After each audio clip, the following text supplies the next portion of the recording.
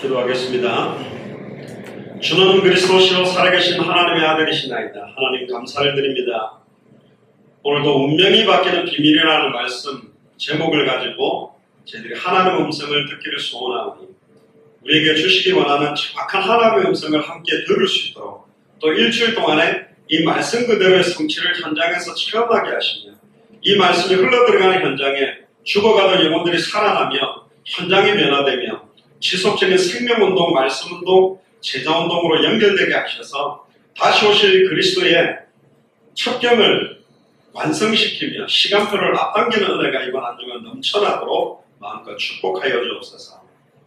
감사를 드리며 승리하신 주 예수 그리스도 이름으로 기도드리옵나이다. 아멘. 여러분들은 운명이 있다고 믿으십니까?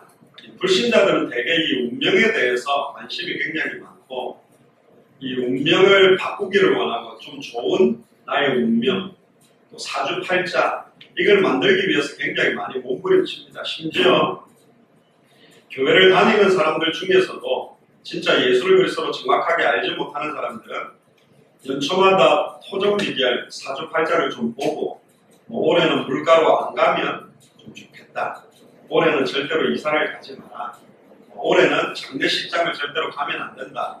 기타 등등 자기 인생 살아가는 동안에 너무나 많은 문제가 오다 보니까 이 문제 하나하나가 징크스로 다가오기도 하고 뭔가 이것 때문에 내가 원하지 않는 우한 질고들이 계속되니까 굉장히 두려워하는 겁니다.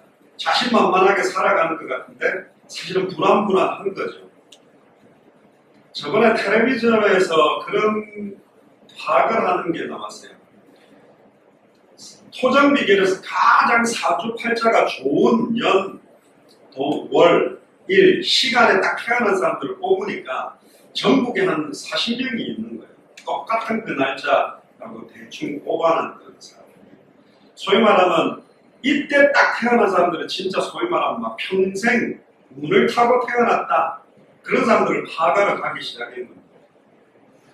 근데 웬걸요 똑같은 거의 같은 날짜 같은 시간에 태어났는데 굉장히 사업이 잘 되고 있는 사람들도 있는 반면에 완전히 망해가지고 일용직으로도 제대로 살지 못하고 알코올 중독에 빠져 있는 그런 사람들도 굉장히 많아요. 그러니까 과학적으로 접근을 한 것 같아요. 사주팔자 가장 좋을 때 태어난 사람들은 무조건 다 그러면 잘 되고 성공하고 있냐 했더니 아니라는 거예요. 심지어 저번에 뉴스에도 봤습니다. 가장 좋은 사주를 자기 아들이나 딸에게 주려고 산부인과 딱 수술을 준비해가지고 5, 4, 3, 2 이럴 때가 싹 애들 그런 느낌. 네 사주가 지금 이거다 이래가 얘는 완전히 이제 황금 사주를 타고 태어났다. 앞으로 완전히 탄탄대로가 열릴 것이다. 얼마나 그 축복받기를 원하는지 그 몸부림치는 사람들이 굉장히 많다. 억지로 몇 년, 몇 월, 며칠에 태어나면 기가 막히게 해가지고 몸부림을 칩니다. 과연 그렇게 축복이 그 사람들에게 오는 것인가? 또 그들이 간절하게 원하는 그 축복이라는 게 과연 뭘 말하는 것인가? 세상 사람들이 말하고 있는 굉장히 경제적으로, 정치적으로, 명예적으로 지위를 가지고 엄청난 부를 축적해놓고 사는 것이 진정한 행복의 실체인가? 이런 부분에 대해서 우리가 좀 오늘 답을 내고 과연 그러면 예수를 그리스도로 알고 믿는 우리들에게는 운명이라는 게 있냐? 이런 부분들도 한번 생각을 해봐야 되겠죠. 거기에 대한 답을 성경 그대로 좀 찾으면 좋겠습니다.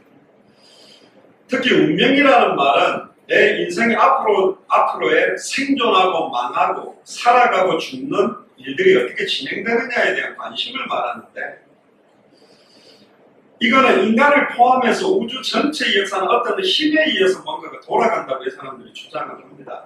그래서 그걸 찾아내고 그 원리에 순응하고 살면 굉장히 좋은 응답이 오지 않겠나. 근데 또 어떤 사람들은 운명은 없다. 내가 최선을 다해서 열심히 살고 열심히 노력하면 되지 않나. 그런데 열심히 살고 착하게 사는데 원하지 않는 저주재앙으로 완전히 망하는 사람들도 사실은 오게 되니까 운명이 있는 건가 없는 건가. 심지어 제가 무속인 사역을 3년 정도 할 때 사주팔자 운명을 바꿀 수 있냐, 그러니까 두 종류로 나눠졌습니다. 절대 못 바꾼다. 못 바꾸고 거기에 순응하고 사는 것이 인간의 도리다라고 말하는 무속인이 있고, 어떤 무속인은 열심히 진실하게 살면 바꿀 수도 있다. 그래서 이걸 바꾸기 위해서 좋은 터로 이사를 해보기도 하고, 괜히 돌아가신 아버지 묘를 좋은데 이장하면 복이 내려올 거라고 묘를 파갖고 좀 좋은 자리로 이장하고, 뭐만 일이 잘 안 되면 조상 탓하고, 뭐가 잘 되면 또 조상 때문에, 부모님 때문이다. 왜? 인간이 살아가는 동안에 인간의 지혜나 머리로 이해할 수 없는 수많은 일들이 일어나고 해석할 수 없는, 그러다 보니까 이게 왜 이런 거지? 그래서 여기에 많이 묶여 있는 것 같아요. 태어나는 순간 금수저로 태어난 사람도 있고, 완전히 흙수저로 태어났는데, 예전에는 흙수저로 태어나도 열심히 해서 금수저처럼 살 수 있도록 하는 사람도 있고, 금수저로 태어났는데 완전히 허랑방탕하게 완전히 망하는 사람이 있는데, 최근에는 어떤 이야기냐? 요즘은 개천에서 용난다 이런 시대가 아니다. 아무리 어려운 가정에서 몸부림쳐도 굉장히 좋은 경제 조건과 환경을 갖고서 좋은 교육을 받고 있는 아이들을 따라잡기는 너무 열악하다. 뭐 이렇게 주장하기도 하면서, 안 좋은 말, 이 더러운 세상 이러면서 비관론적으로 빠지는 사람도 있고, 참 안타까운 시대가 많이 됐죠. 그러니까 개인 신앙생활 하는 사람들도 이거는 운명이라기보다는 대부분 숙명. 숙명이라는 것은 개인 힘으로 결정되는 건 어쩔 수 없이 바꿀 수 없는 것을 받아들이고 사는 걸 숙명이라 그러는데, 운명하고 숙명이 거의 이제 같아진 시대가 된 게 우리입니다. 그러면 우리는 하나님의 절대 주권을 믿고 있는데 우리에게는 운명이 있냐? 사도 바울이 나의 달려갈 길과 주 예수께 받은 사명, 이 은혜의 복음 증언하는 일을 마치려 하면은 내 생명을 조금도 귀한 것으로 여기지 아니한다. 예레미야 1장에 보면 우리가 모태에서 나오기 전에, 태어나기 전에 우리를 알고 우리를 구별해 뒀대요. 결정을 해놓은 게 있대요. 열방의 선지자, 내가 너를 누구에게 보내든지 너는 가며 내가 너에게 무엇을 전하라고 하든지 그대로 전하라고 정해놓은 게 있대요. 또 리브가 뱃속에 에서와 야곱이 있는데, 뱃속에 있는 두 쌍둥이를 보고 하나님이 큰 자가 작은 자를 섬길 거라고 정해버렸어요. 이건 운명 아니냐? 에서는 사실은 하나님께 원망할 수 있어요. 아니, 내가 예배도 잘 들고 맨 앞자리에 앉아서 메시지도 정리하고 지난처럼 메시지 듣거나 만화로도 그리고 막 이거 기도할 제목들 내가 온전히 말씀 순종할 기회를 안 주고 왜 태에서부터 에서는 야곱을 섬긴다고 정했습니까? 이 운명이냐? 숙명이냐? 하나님 왜 이렇게 하느냐? 이렇게 따져묻는 사람이 있겠죠. 하나님 나를 왜 이렇게 만들었어요? 나를 왜 목사가 되게 했어요? 나를 왜 교회 다니게 만들었어요? 나를 왜 이 사람하고 결혼하게 했어요?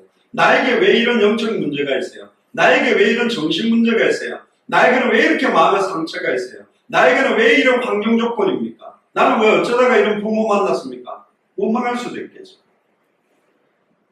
이번 금요일날 우리 윤병섭 전상 간증 혹시 보셨는지 모르겠어요. 저도 그 이야기는 처음 들었어요.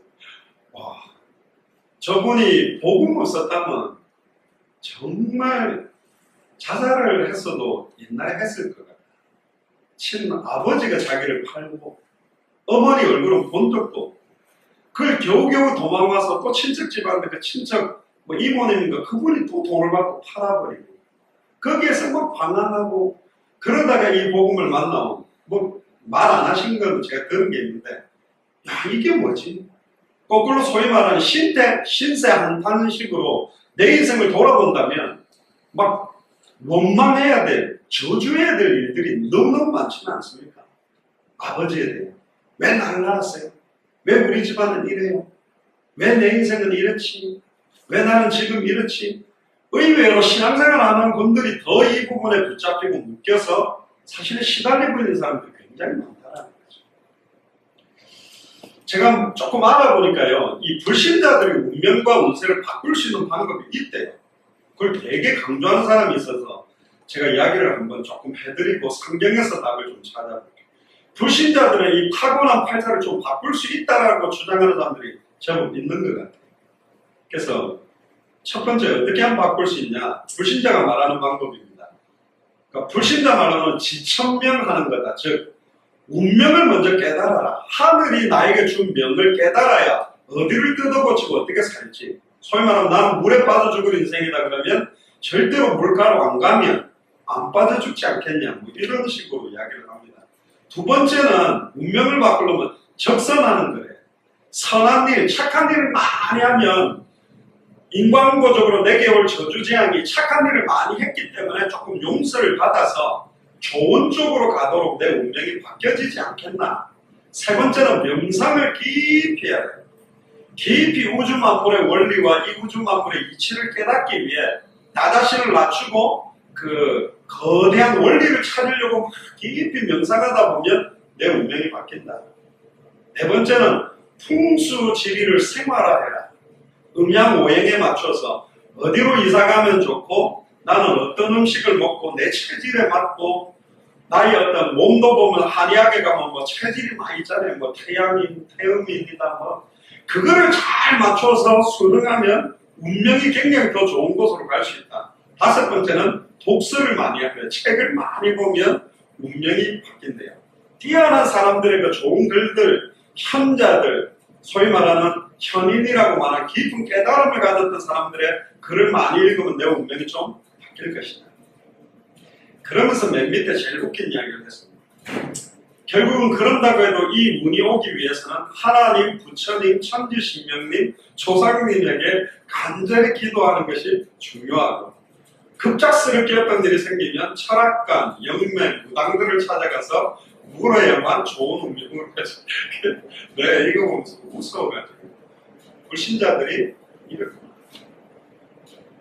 이렇게 살아갑니다. 오늘 본문을 한번 보세요. 로마서 8장 1절에서 2절 봅니다. 그러므로 이제 그리스도 예수 안에 있는 자에게는 결코 정죄함이 없나니 이는 그리스도 예수 안에 있는 생명의 성령의 법이 죄와 사망의 법에서 너를 해방하였습니다. 불신자들이 지금 순응하고 살려고 몸부림치고 살려고 하는 그 운명 숙명이라고 말하는 것은 성경에서는 죄와 사망의 법 아래에 있는 인생을 말하는 것입니다. 여기서 아무리 진실하게 몸부림쳐도 아무리 착한 일을 하고 암만 풍수지리를 따라가고 암만 독서를 많이 하고 암만 명상을 많이 해도 일평생 사단에게 매여 종노릇을 어떻게 하면 잘할까를 찾는 방법이 운명사주팔자예요. 어떻게 하면 사단 마귀 귀신에 매여 있는 인생을 수능을 잘해서 그래도 사탄을 통해서 마귀를 통해서 오는 복을 받아볼까? 김일성도 김정일 할 때 잘해주고 김정일도 김정은한테 잘해주죠. 우상숭배 잘하면 우상숭배 잘하는 결과로 어마어마한 경제 축복과 다양한 응답들을 받는 사람들이 굉장히 많이 있어요. 그런데 이 응답을 하나님이 주는 건가 자기가 받아내려고 몸부림치는 건가 누가 주는 것인가를 알지 못하다 보니까 도리어 경제 축복 받은 게 저주인 사람도 너무 많고 도리어 학업에 성공한 사람들이 더 저주 가운데서 고통받고 있는 사람들 더 많고 사실은 결혼을 했는데도 더 고통이고 이혼을 해도 고통이고 자식을 못 낳았어도 고통이고 자식을 낳았는데도 고통밖에 없는 그 운명에 계속 묶이는 거예요. 그러니까 사람들이 자기 운명을 바꾸기 위해서 몸부림을 많이 칩니다. 심지어 자기 이름도 바꿔보고 요즘은 이름을 한번 바꾸는 게 좀 쉬우니까 어떻게 하면 이름에 좀 좋은 이름을 딱 바꾸면 내 인생 운명이 더 좋은 쪽으로 바뀔까? 얼마나 몸부림치는지 모르겠어요. 근데 성경은 말하고 있습니다. 그리스도 예수 안에 있는 자에게는 결코 정죄함이 없다. 그 어떤 죄와 저주로 인한 고통과 문제가 올 수 없다 말하면서 그리스도 예수 안에 있는 생명의 성령의 법이 우리를 운명 저주 팔자 숙명에서 해방시켰대요. 그러면 이제 그걸로 돌려봅시다. 해방받았다고 하는데 왜 우리에게 아직까지 고통스러운 여러 가지 문제들이 선재되고 있는가? 여기에 대한 답들을 찾아내는 게 진정한 신앙생활입니다. 결국은 오늘 로마서 8장 3절에 보면요. 율법이 육신으로 말미암아 연약하게 할 수 없는 그것을 하나님은 하시나니 곧 죄를 인하여 자기 아들을 죄 있는 육신의 모양으로 보내어 육신의 죄에 정하게 하사 결국은 우리가 아무리 몸부림치고 율법을 지키고 하나님의 말씀을 따라서 인도받으려고 해도 연약하기 때문에 온전히 순종할 수가 없는 상태예요. 그렇기 때문에 독생자 예수 그리스도를 보내서 자기 아들을 육신의 모양으로 보내서 우리가 받아야 될 모든 저주재앙과 고통을 영적, 정신적, 육신적 문제를 아들에게 다 감당시키기 위해서 그리스도를 보냈어요. 근데 문제는 그리스도가 이 땅에 오셨는데 왜 우리는 예수를 그리스도로 안다고 하고 믿는다고 하고 순종한다고 하는데 운명과 같은 저주, 고통들이 계속 끊임없이 다가온다. 여기에 대한 답을 찾는 것이 사실은 오늘 메시지의 가장 중요한 겁니다. 운명이 바뀌는 비밀은 어디에 있는가? 4절에 보니까 8장 4절에 육신을 좇지 않고 그 영을 좇아 행하는 우리에게 율법의 요구를 이루어지게 하려고 우리는 끊임없이 육신을 쫓아가게 되어 있답니다. 원래 아담과 하와를 창조할 때는 육신을 따라가도록 만든 게 아닙니다.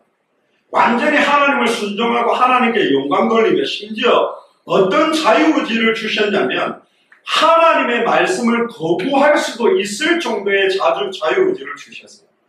그러면 이 운명론자, 숙명론자들이 우리에게 던지는 말이 있습니다. 그럼 하나님은 아담과 하와가 그 선악을 알게 하는 나무의 열매를 따먹을지 알고 있었다면 왜 그걸 막지 않았냐? 그럼 따먹도록 하나님이 허락한 거 아니냐? 죄짓도록 하나님이 방치한 거 아니냐? 그렇게 묻지만 틀렸습니다. 하나님은 어느 정도로 우리를 사랑하셨냐? 예를 들어 보세요. 하나님은 우리를 창조한 목적이 우리를 통해서 영광받기를 원한다고 합니다. 근데 정확하게 인간은 거부할 수 없이 하나님만 찬양하도록 로봇처럼 만들어졌다면 그건 영광이 안 돼요. 항상 나를 찬양하도록 딱 로봇처럼 만들어져서 그렇게만 하도록 되어 있다면 그게 무슨 영광이에요? 언제 자녀들 때문에 기쁩니까? 자녀들이 말도 안 듣거든. 말도 안 듣는데 오늘 말도 되게 안 듣던 요놈이 오늘 어머니 죄송합니다. 어머니 사랑해요. 그럼 어머니 마음에 갑자기 싹 녹잖아. 이 개망나니 같은 놈이 맨날 속썩이 말 안 듣던 놈이. 아이고. 보통 남자들이 언제 약간 그 상태가 좀 좋아지냐면 군대 가갖고요. 죽도록 두들겨 맞고 고생하거나 편지 씁니다. 어머니 제가 빨리 군대 제대하고 나가면 어머니 자, 열심히 모시고 제가 효도 많이 하겠습니다. 제대하고 나면서 언제 그랬지?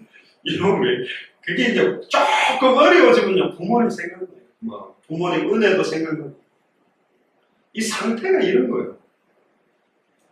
아담과 하와는 하나님의 말씀을 거부할 수도 있고 사탄의 미혹과 유혹을 거부할 수도 있고 따라갈 수도 있는 어마어마한 자유의지의 능력을 줬어요.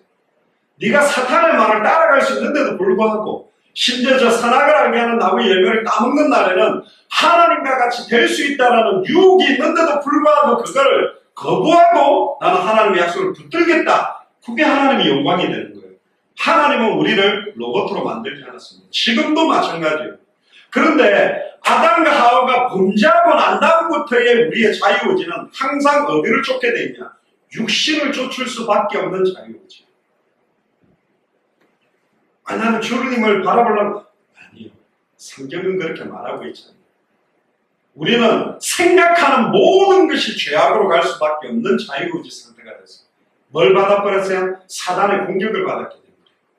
하나님과 단절되면서 죄와 저주 아래 놓이면서 일평생 사단에게 계속 공격받을 수밖에 없는 영적 상태요, 정신 상태요, 마음의 상태요. 안 그렇습니까? 저 역시나 예수를 그리스도로 알고 믿고 증거하러 다니는 선교사다 하면서 더 주님께 영광 돌리고 200개 나라 2000개가 넘는 미전도 부족국가 살리고 싶다고 뛰어다니는데 어마어마하게 육신적이고 인간적이고 세속적인 게 내 안에 가득 차 있는 거예요. 200개 나라를 위해 살리겠다고 뛰겠다는 그 구호가 꼭 내 과시가 되어버리고 내 육신의 영광이 되고 내 의가 되게 되어버렸어요. 왜? 우리 의지가 그렇게 되어버렸어요.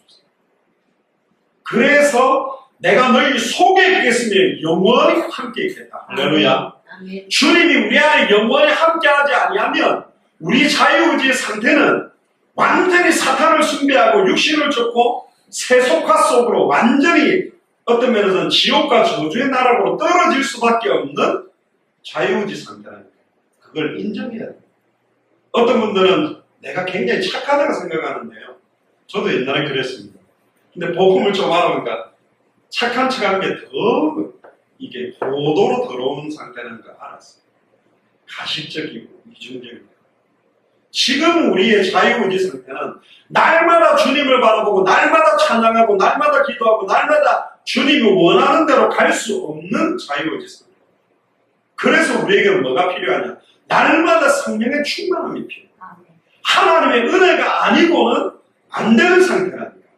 법적으로 생명의 성령의 법 안으로 들어와서 운명저주에서 해방받았음에도 불구하고 우리는 계속적으로 사탄의 미혹을 받을 수밖에 없고 내 영적 상태가 나약해질 수밖에 없고 내 생각으로 또 빠지고 말씀 기준으로 갈 수 없고 내 마음은 또 나 자신을 비약하고 약해질 수밖에 없고 말씀 속으로 못 들어가는 상태로 전락될 거예요.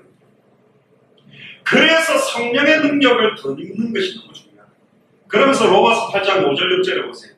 육신을 좇는 자는 육신의 일을, 영을 좇는 자는 영의 일을 생각하나니 육신의 생각은 사망이요 영의 생각은 생명과 평안이다. 근데 왜 우리에게 생명과 평안이 넘치지 않을까요? 우리는 계속 육신의 생각으로 갈 수밖에 없도록 공격받고 있기 때문에 24시간 이 사단은 우리가 육신의 일 쪽으로 치우치게 만들고 생명과 평안함 속으로 영의 일 속으로 들어갈 수 없도록 공격하고 있기 때문입니다. 근데 우리는 일주일 내내 이 싸움도 생각을 못하는 것은 계속 영적인 데미지를 받아왔거든요. 그러니까 어느 날 하나님 살아계시나? 하나님이 나를 인도하시나? 예수님이 뭐 그리스도? 뭐 모든 문제가 끝나? 완전히 이쪽으로 가는 거죠.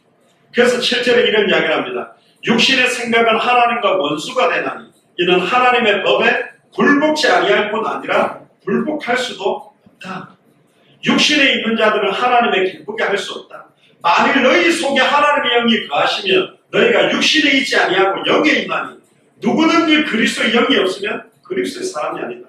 우리 안에 그리스도의 영이 있어야만 그리스도의 사람이거든.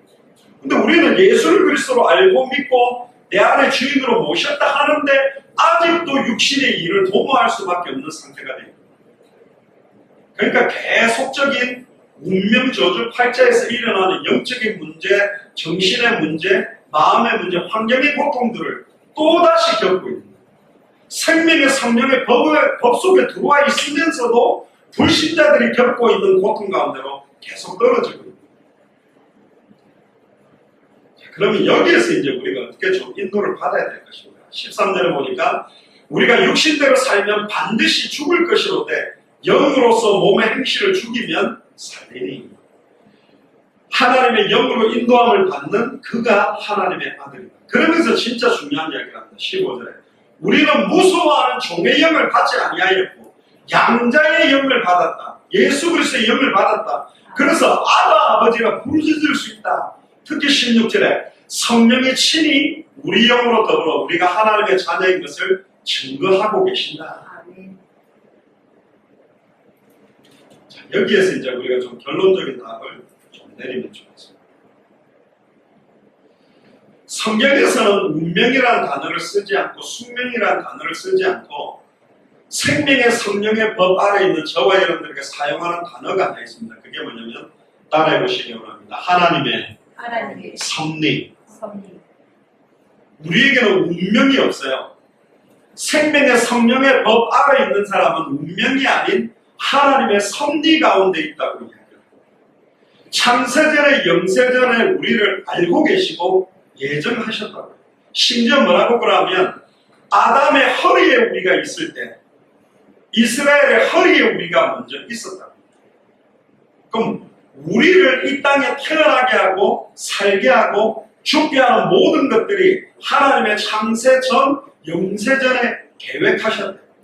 사도행전 13장 48절에 영생유식으로 작정된 자들은 다 구원을 받게 돼 있다면 영생을 줄 사람도 하나님이 섭리 가운데 작정했다면 예수를 그리스도로 알고 믿고 영접하고 순종하며 당대 세계복음화의 내 인생을 드리려고 목사로, 장로로, 전도사로, 권사로, 집사로 성도로 이렇게 후대로 자라나고 있는 우리는 하나님의 섭리 가운데 없었을까? 작정되지 않았을까? 아닙니다. 필연적이고 절대적이고 당연하게 우리를 작정하고 예정하고 준비하셨어요. 아멘. 너희가 나를 택한 것이 아니요 내가 너를 지명해서 불렀나니 너는 내 것이라 그랬어요. 할렐루야. 아멘. 우리는 하나님 것이에요. 아멘. 하나님이 나를 통해서 영광받기 위해서 작정했대요. 예정했대요. 그렇게 쓰겠대. 아니 나는 죄악밖에 없는데 하나님하고 반대로 사는데 그래도 하나님의 영광받대. 심지어 요나를 통해서도 하나님의 영광을 받았어요. 니느웨의 수많은 사람들이 살아나는데 억지로 복음 전하고 억지로 하나님께 원망하고 있는 그 요나를 통해서도 하나님의 영광 받으셨어요. 심지어 우리를 통해서 영광 받기를 원해서 선택했다. 아멘. 아니 나는 평생을 하나님 반대로 살았는데 내 인생을 위해 살고 내 뜻과 내 계획을 위해 사는데도 하나님은 나를 통해 영광 받기를 원하십니다. 그걸 하나님의 섭리라고. 그러면서 우리에게 자유의지라는 걸 그대로 뒀어요. 자, 이 자유의지라는 단어가 나오는 게 좀 이상하게 느낀다. 그건 뭐냐? 나 자신을 말합니다. 이 자유의지는 자칫 잘못하면 큰 문제가 돼요. 인간의 자유의지를 가졌는데 그 선택할 수 있는 의지도 하나님의 주권 아래 있다면 인간이 범죄한 게 하나님의 탓이 되잖아요. 아닙니다. 아담과 하와는 사탄의 미혹을 거절할 수도 있고 이길 수 있는 힘을 다 갖고 있었어요. 그럼에도 사탄의 미혹을 이길 수 있는 힘이 있음에도 사탄의 말을 버리고 하나님의 말씀을 버리고 사탄의 말을 취한 거예요. 다른 말로 말하면 지금 우리가 예수를 그리스도로 알고 믿고 영접한 우리에게도 항상 선택의 기로에 놓입니다. 하나님의 말씀, 세상 기준, 영의 일을 생각할 건가, 육의 일을 생각할 건가, 선택 기준이 항상 우리 앞에 놓여 있어요. 여기에서 선택은 하나님이 우리를 너무너무 사랑해서 우리에게 주었어요. 그럼 하나님은 왜 막지 않았냐? 아담과 하와가 범죄하는 걸. 하나님은 아담과 하와에게 허락하신 하나님의 형상과 하나님의 은혜를 믿고 있었어요. 그럼에도 우리는 하나님을 대적해버려요. 그럼 하나님은 쉽게 하셨냐? 아니에요. 아담과 하와의 범죄로 말미암아 우리를 에덴 동산에 두지 아니하고 부활체로 바꾸어서 영원한 어디로? 천국으로 우리를 옮기는 축복으로 바꾸었어요.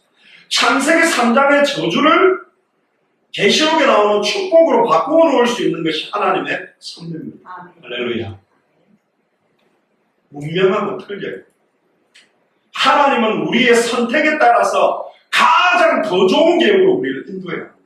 예를 들면 우리가 범죄를 해도 그걸 합력해서 선을 이루는 쪽으로 또 만들어줘요.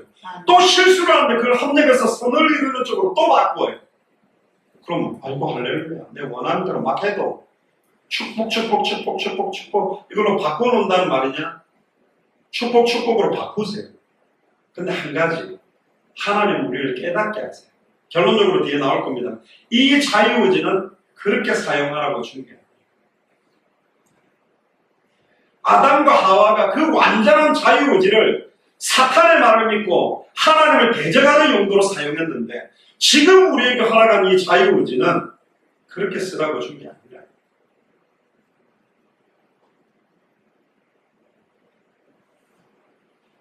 아담과 하와가 하나님으로부터 단절되고 난 다음에 우리 자유의지는 계속 죄악을 향해서 달려갈 수밖에 없어요. 암만 그래도 못생긴 것보다는 예쁜 게 좋잖아요. 아닙니까?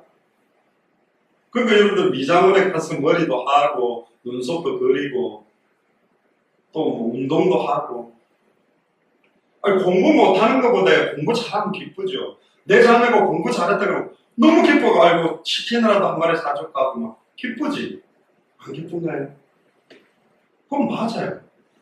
그거 잘못된 건가요? 아니요, 잘못된 게 아니에요. 내 자녀가 공부 잘하고 내 자녀가 더 이쁘고 더 멋있고 더 좋은 직장에 더 성공하는 게 좋지. 그런데 우리가 말하는 건 뭐냐? 그 이뻐지고 성공하고 공부 잘하는 게 우리 근본의 목적과 하나님의 뜻을 이루는 건 아니라 그 속에 하나님의 영광을 돌릴 수 있는 내용이 있었냐라는 거예요. 똑같이 공부를 하는데 내 인생을 위해서 공부하는 거냐? 하나님의 진정한 영광과 뜻을 이루기 위해서 공부하는 거냐? 이뻐지는 것도 그냥 이뻐지면 안 되고, 할렐루야. 생명운동 때문에 이뻐지고, 말씀운동 때문에 이뻐지고, 제자 더 잘 세우려고 이뻐져야 돼요. 나를 통해 하나님이 영광받게 하기 위해서 해야 되는데, 주로 모든 영광과 최종적 목표가 나에게 가게 될 때 사탄의 완전한 종로로 가는 인생이 된다는 거죠. 하나님의 섭리는, 하나님은 전제해야 될 게 몇 가지입니다. 첫 번째는 뭐냐? 하나님은 실수가 없습니다. 그리고 하나님이 모르고 진행되는 일은 단 한 가지도 없습니다. 그럼 내가 지금 실수하고 범죄했던 것도 하나님의 주권 아래 하나님이 허락했기 때문에 일어나고 있어요. 근데 문제는 그 일어나는 모든 일에 대한 책임과 결과는 내의 결정에 따라서 진행되게 되어 있어요. 또 놀라운 것은 내가 결정하고 선택한 일을 하나님의 자녀들에게는 합력해서 선을 이루는 목적으로 이걸 인도해 간다는 거예요. 예수님은 가룟 유다가 자기를 배신할 걸 알고 있었습니다. 또 놀라운 건 이미 성경에도 기록되어 있었고, 은 30개에 팔린다고 기록되어 있었고, 심지어 가룟 유다는 자살해서 죽을 것도 기록되어 있었어요. 근데 충격적인 건 그 예언이 가룟 유다는 자기를 향한 예언인지 몰라요. 음식 먹을 때 손을 함께 넣는 그가 나를 팔자라고 했는데 자기가 손에 같이 넣었지만 자기도 몰랐고 거기에 앉아있던 제자들도 몰랐어요. 하나님의 섭리를 깨달아 아는 일이 쉽지 않아요. 예측할 수가 없어요. 아니 그러면 하나님이 많은 걸 다 정해놨고 하나님의 때에 하나님이 한다면 나는 노는 것이냐? 아니요. 성경은 그렇게 말하고 있지 않아요. 바로의 마음을 강팍하게 하시니도 여호와예요. 하나님의 부르시는 악신을 보내시는 이도 여호와예요. 그 바로의 마음을 꺾어버릴 수 있는 분도 여호와예요. 그럼 언제 바라가게 만들고 언제 꺾으셨냐는 거죠. 그게 오늘 그게 운명이 바뀌는 거예요. 언제 하나님이 문을 여셨고 언제 하나님이 문을 닫으셨냐, 언제 하나님이 영광 받으시고 언제 하나님이 진노하셨냐는 거예요. 죄악 가운데로 갈 수밖에 없고 사탄의 미혹을 받을 수밖에 없고 육신에 취할 수밖에 없는 내 의지, 내 생각, 내 기준을 100% 하나님의 말씀 앞에 온전히 순종하고 온전히 맡길 때 하나님이 영광 받기 시작하셨어요. 모든 생각들을 바꾸셨어요. 하나님은 변함이 없어요. 근데 놀랍게도 하나님이 후회하고 변하시고 마음을 변동시킬 때가 있었다니까. 히스기야도 죽도록 결정을 해놨지만 히스기야가 완전히 하나님의 뜻과 계획 앞에 무릎 꿇었을 때 히스기야의 생존에 대한 시간표를 연장도 시켰어요. 하나님은 우리를 사랑하기 때문에, 예를 들면 우리가 내일 죽게 돼 있다. 그런 진짜 이 복음 때문에, 세계복음화 때문에 내 남은 인생 온전히 주님께 드리기 위해서 변질돼버리고 육신으로 치우치는 자유의지지만 말씀에 온전히 복종하고 인도받을 때 하나님은 우리가 알지 못하는 계획으로 합력해서 선을 이룬 방향으로 움직이게 가신다는 거예요. 다릅니다. 하나님의 섭리는 운명이 아니에요. 하나님은 우리를 통해서 영광받기 위해서 기다리고 있습니다. 이번 한 주간도 나의 모든 운명이 아니라 하나님의 섭리 아래에서 내 모든 발걸음을 통해 나의 기도 한마디를 통해 나의 진짜 중심을 통해 하나님이 일하기를 원하고 기다리고 있습니다. 우리 기도를 필요로 한다. 하나님은 이번 주간에 성취될 말씀이 있는데 그 말씀을 잡고 말씀이 이루어지기를 원하는 기도하는 자들을 기다리고 있습니다. 분명히 하나님은 응답하고 싶은데 응답될 수밖에 없는 기도를 시작하는 자의 기도를 기다리고 있다는 거예요. 분명히 하나님은 열고 싶은 전도와 선교의 문이 있는데 그 전도와 선교를 놓고 그 문이 열리도록 간절하게 간구하는 자들의 기도를 기다리고 있다. 진짜 누군가를 통해서 이루어지게 돼 있다니까. 우리가 기도 안 해도 이번 주간에 하나님이 이루실 일들을 이루신다. 성경에 보니까 그래도 구하여야 할지 구하는 그가 그제서야 내가 여호와인 줄 알아요. 예를 들어 여기 모인 여러분들을 통해 어떤 말씀을 이루는데 누구를 통해서 그러면 이루시냐? 맞습니다. 여러분들이 놀아도 우리가 안 해도 하나님의 섭리와 주권 아래 세계복음화는 진행되고 있습니다. 그러나 이 거룩한 세계복음화, 이 영광스러운 하나님의 역사를 이루는 이 일에 하나님 내가 여기 있사오니 나는 부족하지만, 나는 아무것도 할 수 없는 존재지만 이 복음이 나를 살렸고 이게 모든 것이라고 알기 때문에 이 복음이 증거되기를 원합니다라고 온전히 하나님 앞에 자기의 영혼과 생각과 마음과 육신과 삶에 자기의 의지를 다 끊고 말씀 앞에 자기를 쳐서 굴복시키고 복종해서 인도받기를 원하는 사람을 통해 이루십니다. 아멘. 우리는 그 속으로 들어가야 돼요. 아멘. 그게 어마어마한 영광이고, 아멘. 지난날 하나님을 대적하여 살아온 우리의 삶에 대한 모든 것들을 하나님께 영광으로 바꿀 수 있는 축복인데 이걸 왜 안 하겠어요?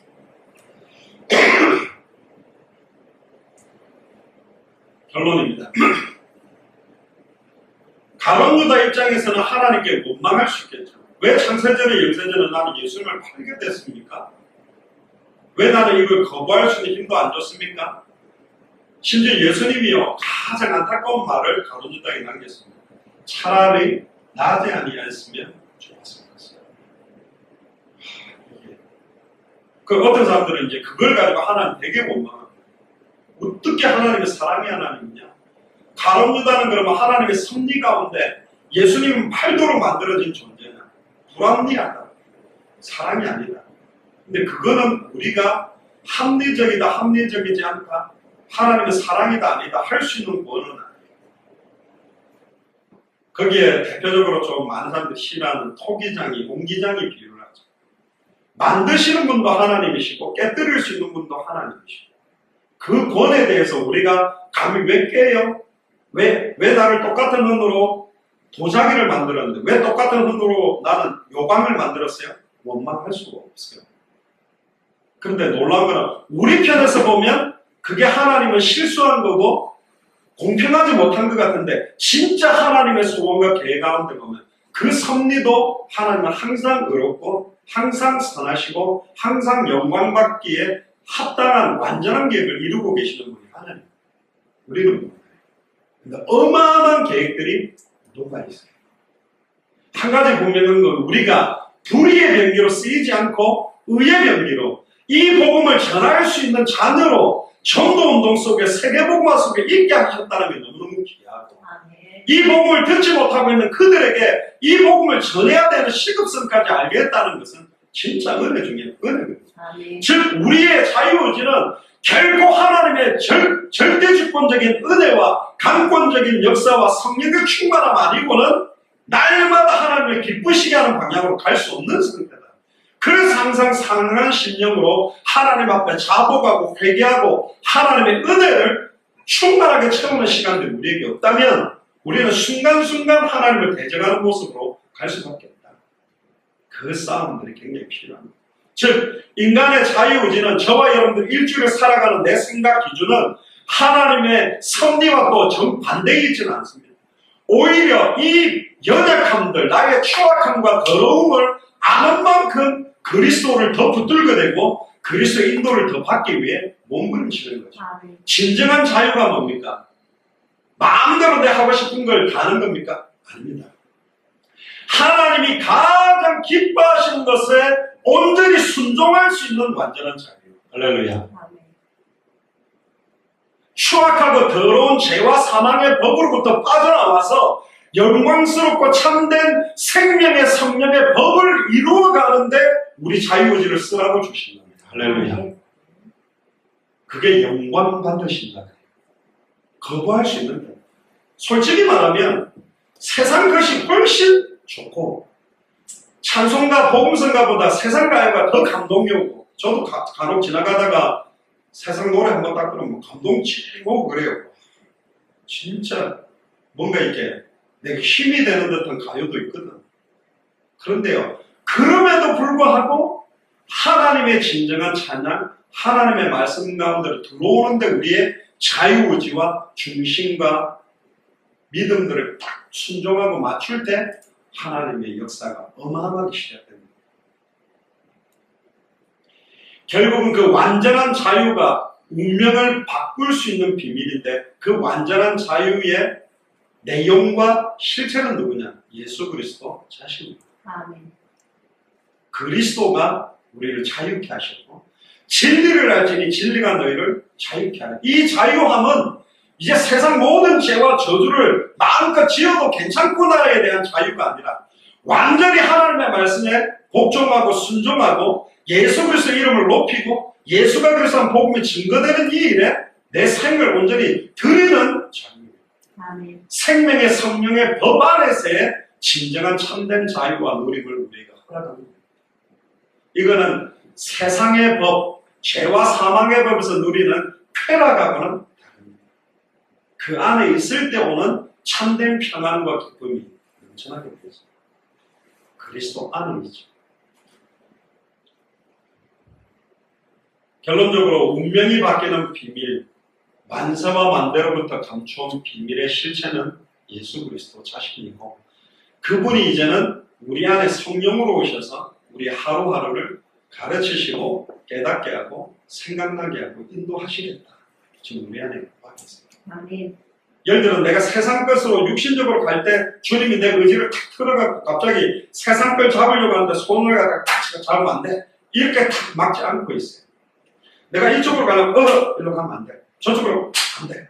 심지어 미국 애들 보면 갑자기 막 찾길로 뛰어드는 이런 애들이 있으니까 이상한 걸 그래서 등에다가 줄을 묶고 그 줄을 잡고 뱉고 다녀야 돼. 저로 가면 확 줄을 당겨. 막 저로 가다가 끌려와야 돼. 주는 그렇게 인도 안 합니다. 왠 줄 알아요? 우리 사랑하기 때문에. 뛸 수 있는 대로 뛰도록 놔뒀어요. 막 예수님 욕도 할 수 있고 하나님 대적할 수 반대로 뛸 수 있도록 또 허락을 했어요.